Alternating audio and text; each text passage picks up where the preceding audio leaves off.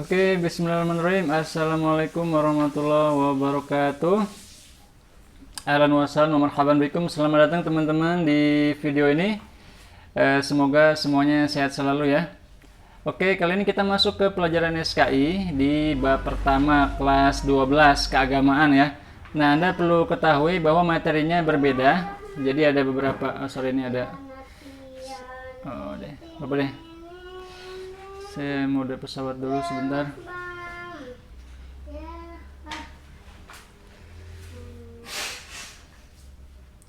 Ya, jadi ada beberapa perbedaan antara kelas reguler sama agama. Nah, ini adalah materi kelas 12 yang insya Allah nanti saya kasih link download bukunya di Google Classroom. Jadi di materi kelas 12 ini Anda akan mempelajari tentang Turki Utsmani pertama, yang kedua kerajaan Mughal di India, kemudian peradaban Safawiyah di Persia, kemudian nanti bab keempat ada perang salib, kemudian di bab kelima ada kemunduran umat Islam, kemudian di keenam ada pembaharuan Islam.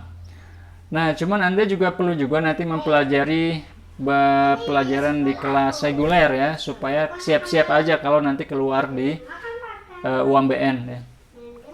Untuk contoh-contoh soal UMBN Anda bisa cari juga di channel saya ya, cari aja SKI UMBN. Dan oke, saya langsung masuk ke materi pertama, yaitu Daulah Utsmaniyah atau kerajaan Turki Utsmani. Nah, kerajaan Turki Utsmani ini adalah salah satu kerajaan besar ya, yang menggantikan posisi Daulah Abbasiyah sebagai kekuasaan atau persatuan umat Islam yang sangat superpower saat itu ya. Jadi Turki Utsmani ini berdiri di abad ke-13 ya, bersamaan dengan runtuhnya Daulah Abbasiyah. Jadi Daulah Abbasiyah itu berakhir tahun 1258 di abad ke-13. Nah, saat itu juga lah muncul Daulah Turki Utsmani yang tadinya kecil ya. Mereka ini ya, Turki Utsmani ini tadinya merupakan pecahan wilayah dari Daulah Saljuk Ar-Rum ya, dan masih mengakui Daulah Abbasiyah sebagai induk mereka, tetapi nanti kemudian meluas ya, sampai puncaknya Turki Utsmani ini menguasai seluruh Eropa Timur. Jadi kalau Anda lihat nih ya, nah ini kekuasaan Turki Utsmani di masa kejayaannya, mereka menguasai sebagian besar Afrika Utara, mereka menguasai ya wilayah sebagian besar Timur Tengah. Kemudian mereka juga menguasai seluruh Eropa Timur. Jadi wilayah Turki ini bahkan menguasai sebagian wilayah Uni Soviet ya. Karena saat itu nanti Rusia itu adalah salah satu musuh bebuyutannya Turki Utsmani dan sering kalah dengan Turki Utsmani. Dan Turki Utsmani hampir tidak terbendung ya. Ini Anda lihat, ini adalah Vienna. Vienna itu Swiss ya. Jadi geser dari Swiss sedikit itu semuanya dikuasai Turki Utsmani. Bahkan sudah mulai masuk ke Eropa Barat ya. Nah, Turki Utsmani berhenti di sini ketika mau masuk Venezia atau Bundukiyah bahasa Arabnya, ini bahasa Inggrisnya Venice. Yang nanti Venezia ini memiliki hubungan dagang dengan Turki Utsmani. Ini yang membuat Venezia menjadi salah satu kota terkaya di Eropa ya. Oke, mari kita masuk ke materinya. Ya, seperti apakah sejarah Turki Utsmani, salah satu kekaisaran terbesar dalam sejarah umat manusia ya, yang bertahan kurang lebih ya dari tahun berapa nih, 1280 ya, abad ke-13 sampai abad ke-20, kurang lebih 700 tahun bertahan. Mereka mempertahankan akidah Islam, memperluas akidah Islam, dan juga menjaga wilayah-wilayah Islam dari serangan orang-orang kafir ya. Nah, jadi sangat luas, menguasai tersebar di sekitar 3 benua ya, Eropa, Afrika, dan juga Asia.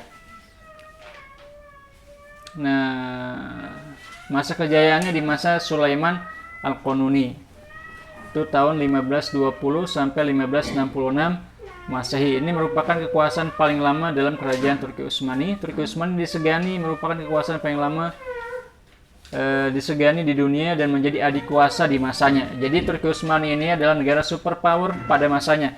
Sebelumnya mungkin ada kerajaan Mongol ya, sebelumnya lagi ada Daulah Abbasiyah. Nah, di masa ini, jadi Turki Utsmani sampai abad ke-17 itu masih superpower.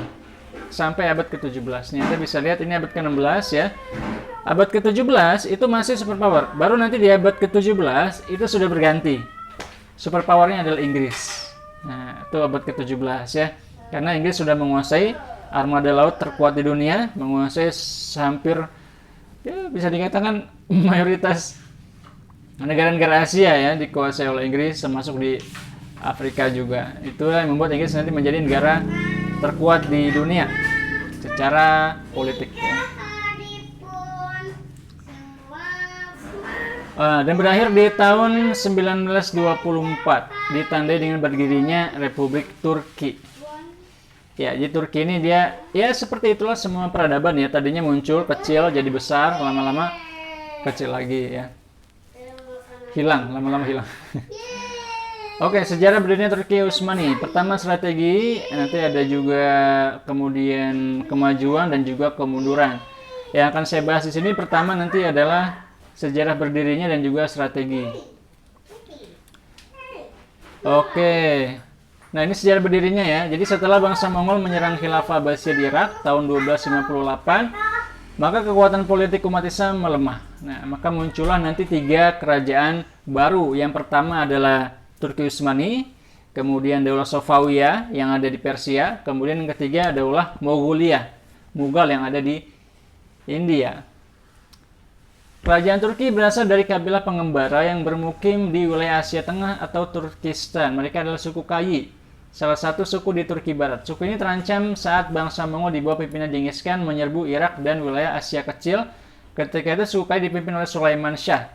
Melakukan hijriah tahun 1220 Masehi, ia bersama kaumnya beranjak menuju Anatolia, lalu menetap di Akhlat, sebuah kota di timur Turki yang berdekatan dengan sungai Waan di Armenia. Daerah inilah mereka menetap dan melakukan aktivitas kehidupan. Setelah merasa aman dari serangan Genghis Khan, maka Sulaiman Shah berusaha memasuki wilayah Suriah.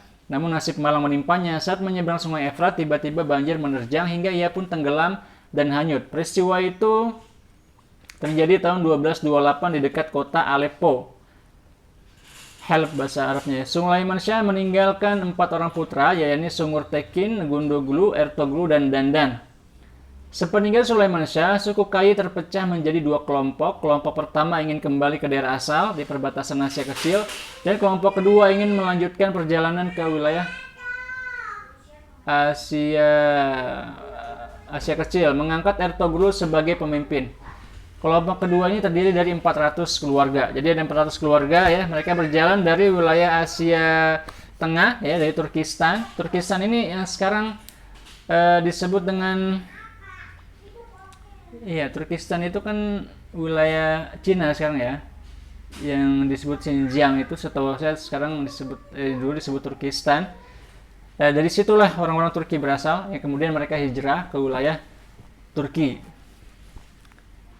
Jadi ada hubungan ya. Jadi saya menemukan bahwa teman-teman saya yang orang Asia Tengah, orang Tajikistan, orang Kazakhstan ya, itu mereka bisa bahasa Turki. Jadi ada hubungan bahasa. Jadi kalau orang Turki ngomong mereka paham. Jadi orang-orang Asia Tengah itu mereka punya darah ya, hubungan darah, hubungan nasab gitulah dengan orang-orang Turki ya. Mongol, Turki dan orang-orang Asia Tengah itu.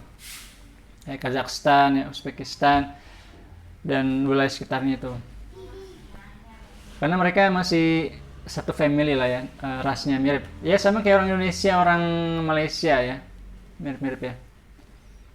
Nah, kemudian Ertugrul ini ya, dia pun mencapai kemenangan ketika melihat. Jadi gini ceritanya. Jadi kan Ertugrul ini lagi jalan-jalan ya bersama rombongan 400 keluarga. Kemudian mereka melihat ada yang berperang antara pasukan Romawi melawan pasukannya Sultan Alauddin kedua. Ini Sultan Muslim ya. Karena Ertugrul Muslim, mereka melihat ada Muslim sedang berperang, mereka pun membantu kerajaan Saljuk Romawi Muslim ini ya, Saljuk Rum ini, kerajaannya Sultan Alauddin. Maka mereka pun membantu memenangkan pasukan Sultan Alauddin, mengalahkan pasukan Romawi. Nah, setelah itu, sebagai tanda terima kasih, kemudian Sultan Alauddin ini menyerahkan sebidang tanah yang cukup luas buat orang-orang ras Kayi ini, suku Kayi ini untuk tinggal. Maka mereka bermukimlah di wilayah Saljuk Rum itu yang ada di wilayah Anatolia ya. Jadi kalau kita lihat petanya tadi, ya mereka itu tinggal pertama-tama ya di wilayah sini nih. Nah wilayah sini. Nah wilayah Ankara ini ya, sekitar sini ya. Walaupun mereka asalnya bukan dari sini, tapi dari Asia Tengah, ya Asia atasnya Cina ya. Ya sebelah Cina, dekat-dekat Cina lah ya. Cina tapi paling timur ya. Kemudian mereka jalan sampai sini ya, sampai sini. Nah baru dari sini nanti mereka berkembang nih dari sinilah ya, wilayah yang hijau ini. Nanti baru mereka berjalan. Ya, ini perkiraan ya, saya bisa salah ya, Anda perlu memperkirakan langsung nanti untuk masalah peta ya. Oke, saya kembali ke buku teks. Nah, baru dari situ nanti mereka setelah dikasih wilayah sama Sultan Alauddin, ya, barulah di sana mereka membuat ya tadinya bukan kerajaan, tapi istilahnya ya sebuah ya kelurahan mungkin ya atau kecamatan gitu ya, yang lebih kecil. Sampai kemudian pada tahun 1299 mana nih? Nah, nanti dia digantikan Ertugrul ini memiliki putra bernama Utsman. Ya, jadi Ertugrul tadi kan anaknya Sulaiman Syah. Sulaiman Syah meninggal digantikan oleh Ertugrul. Ertugrul punya anak lagi namanya Utsman. Ertugrul punya putra namanya Utsman. Maka pada tahun 1281, ketika Ertugrul meninggal dunia, Utsman menggantikan kedudukannya. Dari Utsman inilah nantinya nama kerajaan Turki Utsmani diambil. Utsman menggantikan kedudukan ayahnya untuk memimpin suku Kayi atas persetujuan dari Sultan Alauddin II yang sama-sama satu etnis. Jadi Sultan Alauddin masih satu etnis ya. Kepemimpinan Utsman ini mendapatkan simpati dari Sultan Alauddin. Sebagai bentuk simpatinya, Sultan Alauddin seringkali memberikan hak istimewa seperti menjadikannya gubernur memberi wilayah baru yang ditaklukkan Sultan Alauddin dari Bizantium, mendapat gelar Bey. Namanya disebut dalam khutbah-khutbah resmi, bahkan Utsman diperkenankan mencetak uang sendiri. Nah, karena Turki Utsmani ini, orang-orang Utsmani ini mereka tinggal di wilayah perbatasan ya, wilayah terluarnya dari Daulah Saljukia ini, maka dia diberikan hak untuk memperluas wilayah. Dan wilayah yang baru ditaklukkan itu menjadi bagian dari wilayahnya Utsman ini. Maka meluas terus ya. Maka pada tahun 1299 Ghazah Khan dari Mongol menyerang Saljuk Rum. Akibat serangan ini, Sultan Alauddin II gugur dalam pertempuran. Kekosongan kepemimpinan ini lantas dimanfaatkan oleh Utsman untuk memerdekakan diri dari Saljuk Rum. Ya, jadi perlu Anda ketahui bahwa orang-orang Mongol ya, ini mereka memperluas kekuasaan dan mengalahkan Sultan Alauddin. Maka saat itulah Sultan Alauddin Sultan Utsman ya, Utsman ini menyatakan diri sebagai kerajaan merdeka. Bahkan Saljuk Rum akhirnya menjadi miliknya setelah mendapat dukungan dari rakyat, dan para penguasa Saljuk Rum berjanji setia kepada Utsman. Bahkan semua wilayah Sultan Alauddin ya diwariskan kepada Utsman. Maka sejak saat itu semua wilayah Saljuk Rum menjadi wilayah kekuasaannya Utsman setelah mereka dan para rakyatnya itu mendukung Utsman dan bersumpah setia kepada Utsman. Nah, ini terjadi pada tahun 1300 Masehi. Peristiwa ini menandai berdirinya kerajaan Turki Utsmani, sedangkan Utsman sebagai pemimpin ketika itu mendapat gelar Padishah Al-Utsman, Raja Keluarga Utsman. Ibu kota pertama Turki adalah Qurrah Hishar, sebuah kota Bizantium yang ditaklukkan Turki Utsmani. Oke, kita masuk ke bagaimana strategi dan kebijakan Turki Utsmani di periode awal. Ini ada khalifah-khalifah, belum khalifah saat itu ya, masih sultan ya. Khalifah Abbasiyah waktu itu masih ada. Jadi Anda perlu tahu bahwa di masa ketika Mongol datang menyerang Baghdad, ya, Khilafah Abbasiyah berakhir, khalifahnya itu pindah dari dari Baghdad ya, pindah ke Kairo. Dilindungi oleh Daulah Mamlukiyah. Nah, maka saat itu khalifah masih ada, yaitu di Kairo, ya, Khalifah Abbasiyah. Baru nanti kapan orang-orang Turki Utsmani disebut khalifah? Ketika Turki Utsmani memperluas wilayah ke Mesir. Ini Mesir ditaklukkan oleh Turki Utsmani ya. Kemudian nanti khalifahnya baru diganti itu. Nanti khalifahnya bisa dikatakan diambil alih lah oleh Turki gitu ya. Nanti simbol-simbol khilafah, Anda perlu tahu ada simbol-simbol khilafah. Saat ini masih ada di Istanbul, di museum sana. Itu pertama pedang Rasulullah, kemudian sorban Rasulullah, kemudian rambut Rasulullah ya. Ini yang disimpan dari khalifah ke khalifah selanjutnya, itu sekarang masih ada di Istanbul dan diambil alih oleh Turki Utsmani. Maka sejak masanya Salim I tahun 1511 Masehi, itulah khalifah yang tadinya ada di Kairo pindah ke Istanbul, ya. Yang menjadi khalifah adalah Sultan-Sultan Turki Utsmani, mereka disebut juga sebagai khalifah. Walaupun istilah khalifah ini baru populer ya, itu di masanya Abdul Hamid kedua. Setelah setelah Daulah Utsmaniyah mulai melemah secara kebudayaan dan politik ya, baru mereka menonjolkan sisi keagamaan. Ya, sebagian menyatakan seperti itu ya. Nah, ini Utsman I, kemudian Orkan II. Kalau Utsman I ini pendiri kerajaan ya, dia lebih sebagai perluasan ya. Menggalang dukungan dari pasukan tarekat Bektashi yang didirikan oleh Bektashi Veli. Bahkan Utsman menikahi anak dari guru tarekat Sufi Syekh Edebali. Lantas Syekh Edebali memberi gelar Al-Ghazi pada Utsman I. Nah, ini ada yang saya baca juga di buku saya waktu di Al-Azhar dulu ya, bahwa Utsman ini kan menikah sama anaknya guru tarekat Sufi yaitu Syekh Edebali. Dan Syekh Edebali ini, beliau ini bermimpi bahwa dari perut putrinya itu keluar pohon yang sangat besar yang nanti menguasai dunia, pohonnya itu.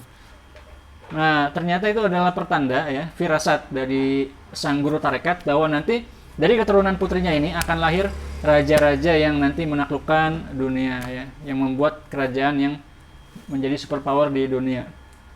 Nah, selanjutnya ada Orkan. Ya, Orkan ini setelahnya berarti ya, setelah wafatnya Utsman, beliau jadi khalifah menggantikan ayahnya Utsman I. Orkan memindahkan ibu kota kerajaan dari Quraisy ke Bursa. Terjadi pada tahun 1326 Hijri Masehi, yakni setelah Utsman I meninggal. Pada masa kekuasaan Orkan, Turkeman masuk ke dalam pangkuannya. Kemudian Orkan menundukkan beberapa wilayah lain seperti Nikea pada tahun 1331, Nikomedia, Izmit pada tahun 1331, Skutari, Uskudar pada tahun 1338, dan Karasi pada tahun 1345. Dengan pindahan ibu kota itu, ia bisa mengontrol wilayah antara Teluk Endremit dan Zisiku sehingga mencapai Laut Marmara. Nah, Laut Marmara ini salah satu laut di tengah Turki ya. Jadi kalau Anda lihat Turki ini, nah, Laut Marmara itu harusnya ini ya. Ini Laut Marmara ya. Ini antara ini atau inilah ya. Ini Black Sea ya.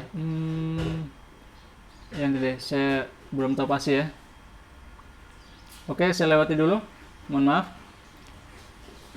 Nah, baru dari situ nanti makin meluas lagi ya. Orkan membangun sistem pasukan yang sangat rapi, teratur. Ia bahkan membentuk tentara khusus bernama Inkisharia atau Jenisari. Inkisharia. Nah, ini adalah pasukan yang sangat terkenal ya. Kenapa? Karena orang mereka ini adalah orang-orang yang sebenarnya terbentuk dari orang-orang budak-budak yang dikuasai oleh pasukan Turki setelah mereka menaklukkan sebuah wilayah. Jadi kalau sudah ada peperangan ya, wilayah yang ditaklukkan, ada anak-anak yang yatim piatu, ya mereka tidak punya bapak, maka mereka diasuh oleh negara, dikasih makan oleh negara, dididik oleh negara sampai menjadi tentara yang sangat kuat, ya, yang sangat kompeten. Yang mereka itu menganggap sultan sebagai bapak mereka sendiri. Kenapa? Karena mereka tidak punya bapak. Maka mereka ini setianya hanya kepada sultan, ya. Mereka tidak tahu setia kecuali kepada sultan. Sultan bilang A, mereka jalan. Inilah yang membuat Jenisari ini, Inkisharia ini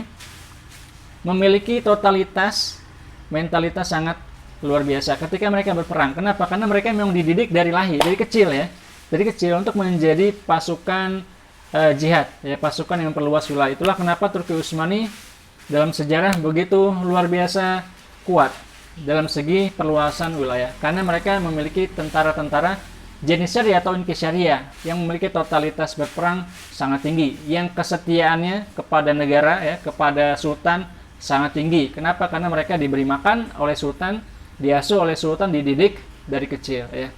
Ini yang membentuk namanya Orkan tadi ya. Kemudian Murad I pada tahun 1360 sampai 1389.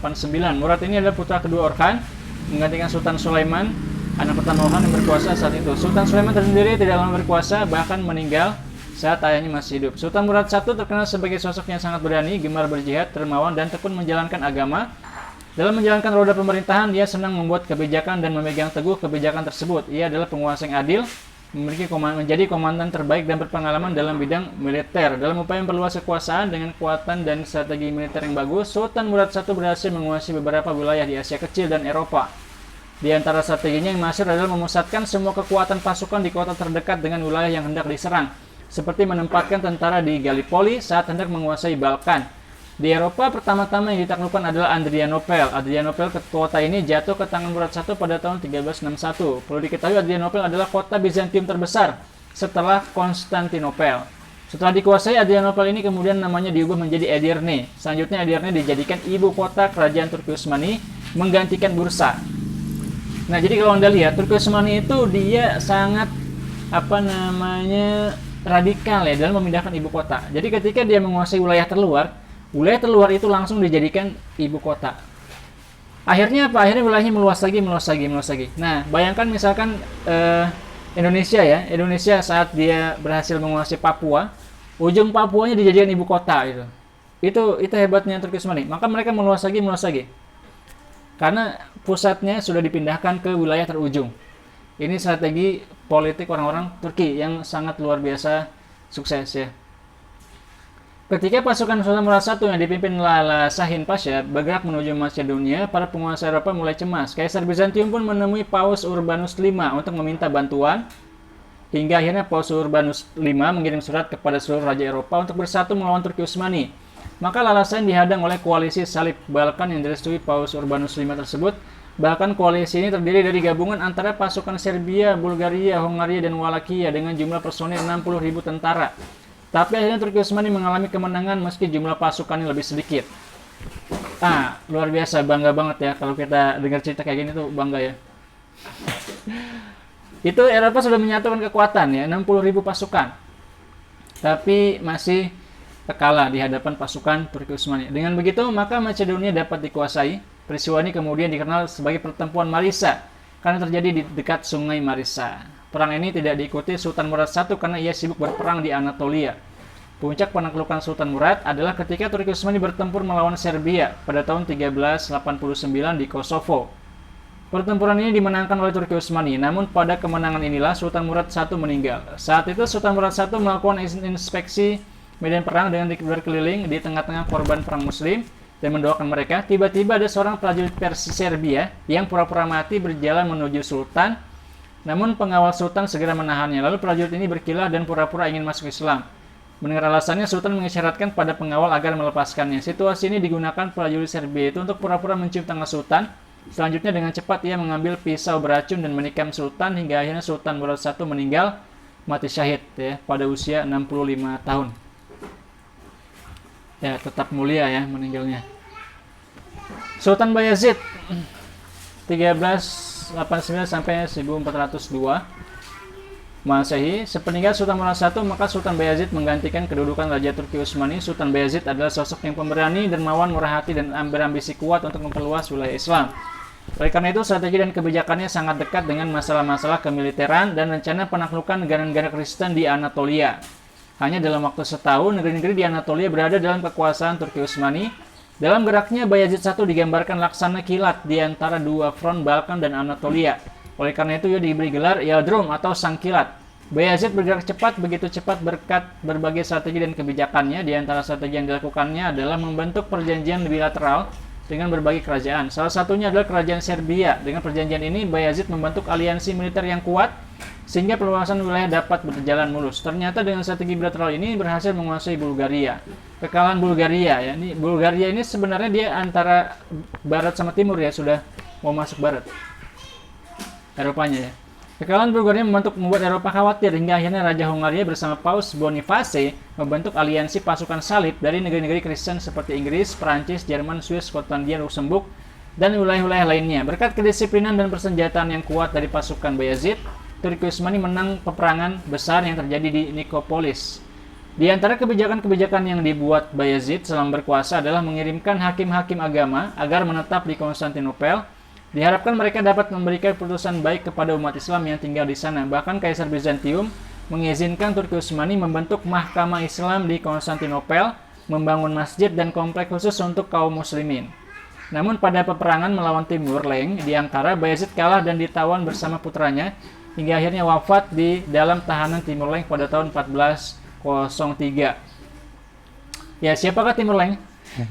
Timur Leng ini orang Muslim ya. Anda perlu tahu Timur Leng ini orang Muslim, dia berkuasa di wilayah Asia Tengah. Jadi yang sekarang menjadi wilayahnya Uzbekistan ya, Kazakhstan, itu tadinya mereka adalah wilayahnya Timur Leng, dan ini orang Mongol yang Muslim. Jadi ini perang antara Muslim lawan Muslim ya. Ya nggak bagus juga sih ya, tapi itu terjadi. Oke, selanjutnya kemajuan peradaban Islam di masa Turki. Oke, ini saya cukupkan sampai sini dulu ya pertemuan ini. Mungkin saya lanjutkan di pertemuan yang akan datang. Terima kasih Anda sudah nonton sampai habis. Jangan lupa klik tombol like dan subscribe bagi yang belum. Semoga bermanfaat. Sampai jumpa lagi. Wassalamualaikum warahmatullahi wabarakatuh.